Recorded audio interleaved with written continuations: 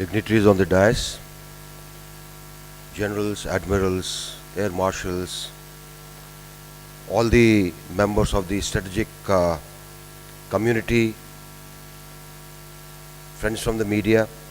It's a pleasure and honor to be on this Global Dialogue Security Summit with the theme Securing India's Neighborhood. It's a interesting theme because we have been talking of Indo-Pacific, we have been talking of what kind of challenges, opportunities exist, and we are talking of how India figures into this neighborhood. Let me begin by saying that India very consciously has been pursuing a policy of ensuring a peaceful neighborhood. And therefore, what you see in terms of actions on this is, as to what happened in May 2014, when the government, while taking oath, invited all the leaders from SAARC to be present at the oath-taking ceremony, something which has not happened earlier.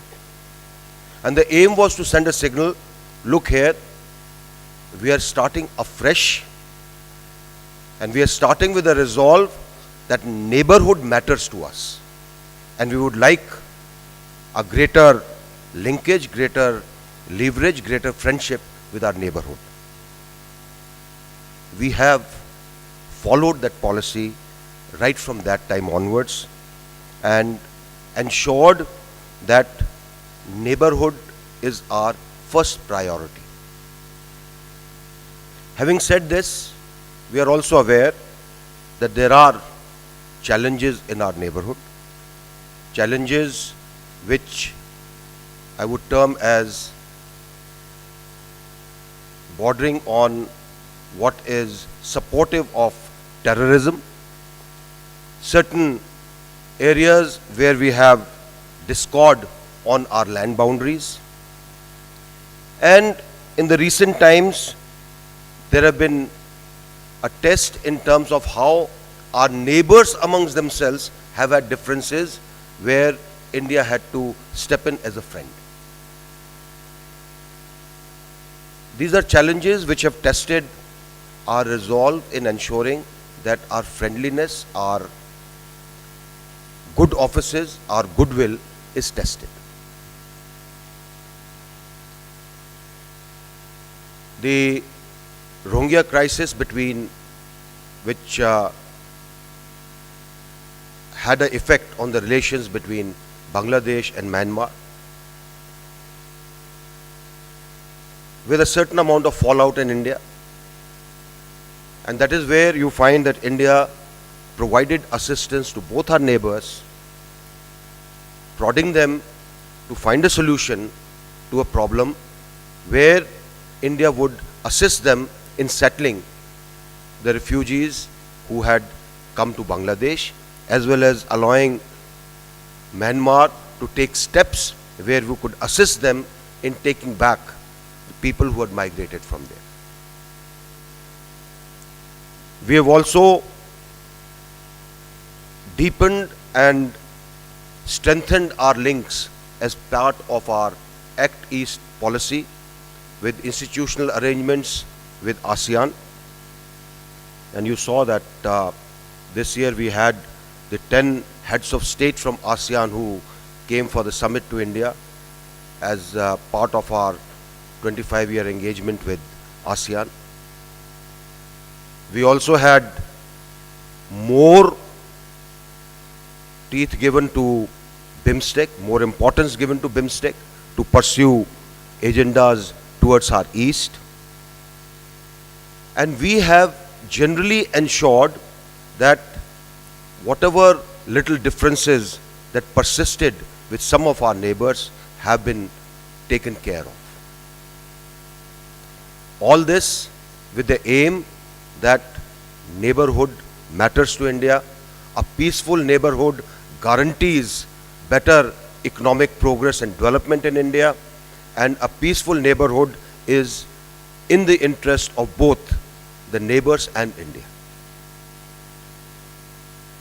When I talk of our Act East policy, we have acted on it in a manner in which we can deepen our links which existed earlier with all our eastern neighbors. You all are aware that historically India has been having a continental outlook. It has never had a global outlook. And that is why you find that India has generally remained within its own borders, not venturing out aggressively anywhere. Yes, our culture, our religion, our soft power has reached many places in the East. You do find Indian temples right up to Vietnam. You do find in the White Horse Temple in China, where the Buddhist scriptures were taken from India. We have had our cultural outreach, which was far and wide. But otherwise, when you talk of projection of power, we have been we have had a continental outlook. And I think that is likely to prevail, because history does shape how you are going to behave in the future. If that be the case, what do we look at in our neighborhood? Neighborhood is one part, which is immediate neighborhood. Our extended neighborhood is right up to ASEAN and all our friends there. And on our western side, we have West Asia, which has certain instabilities which can impact us in the long run. IORA and Indo-Pacific needs to be debated and understood in correct perspective. And I'm sure when the panels take place, when you all discuss, these two issues will come up. How do you deal with IORA, with which we have had engagements for a very long time? How do we plug in into the so-called Indo-Pacific? Is Indo-Pacific purely trade and commerce and economics, or is it much more? If it is much more, then what is it? Who all are going to be partners in it? And does Indo-Pacific only imply Western Pacific? Or does it also mean what the General said just some time back, right up to the fringes of the US? I think we need to debate this and come to certain conclusions which will add to some more clear thinking on this subject. Today, in terms of threats that exist, there are threats which are non-traditional, threats which are of terrorism, threats which are at times raising heads because of certain religious tones given to it. That's why you do find certain groups which come up into our eastern neighborhood saying that they owe allegiance to ISIS. Some of them have been subdued. Certain areas have become more peaceful. Certain areas are still fighting certain amount of terrorist activity or religio-terrorist activities. In all this, what is going to be our role? I think we need to debate this as part of our discussions that will carry on. Today, while the world is in more disruption and my throat is bad, so don't worry. Actually, when you visit your constituencies, the throat does become bad. That's a hazard of being in politics. The world is in a state of disruption and flux, At the same time, we have got great many opportunities that have come up, which need to be made use of. And these opportunities are in terms of how a lot of people are converging onto certain ideas of strategy. Indo-Pacific being one. A lot of people are converging onto this idea. Why are they converging onto this idea? Is it only because a very large amount of trade passes through these two oceans?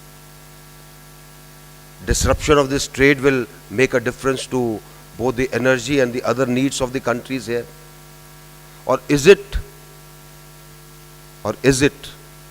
the fear of domination by somebody which can influence this region? Is that domination the predominant factor, or is it only a sideline issue? I think we need to look at it, because I feel if we do not clearly enunciate what this implies, then we will go wrong. Today, when the US appears to become more insular, appears to be taking care more of fortress US, what are our expectations when we talk of Indo-Pacific? Is it going to be left to the regional security arrangements?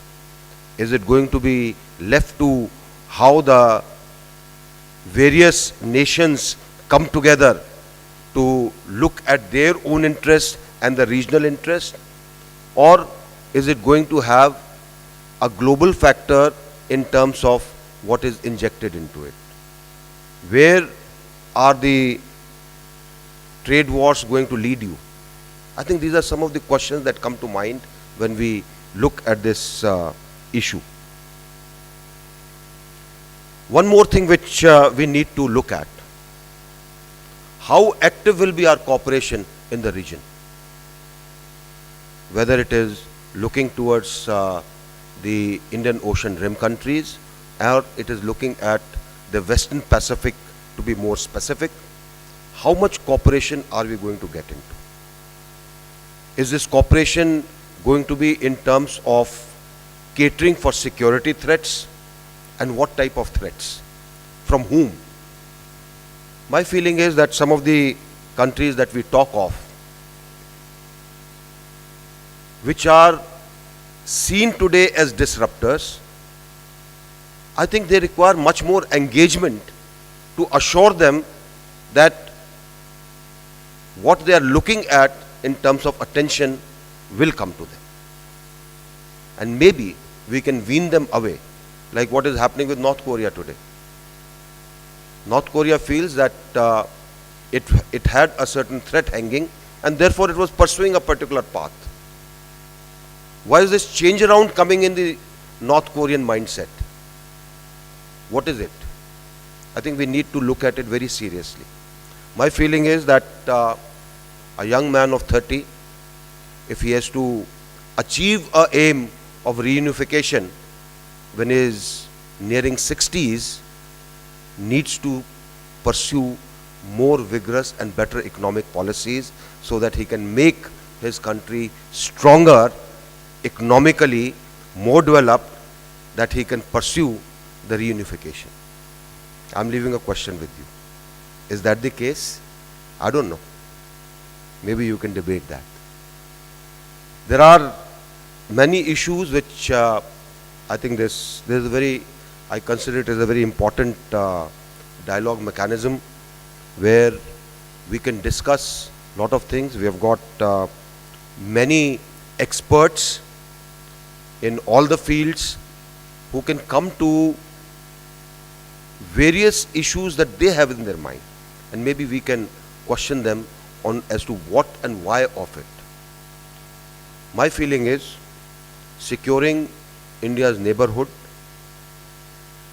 is not only important, but in today's circumstances, we need to look at our extended neighborhood as to what we can do so that we are able to provide necessary support, necessary developmental assistance, and necessary wherewithal to our regional partners, which will allow them to come together with us in ensuring that Indo-Pacific remains a zone of peace.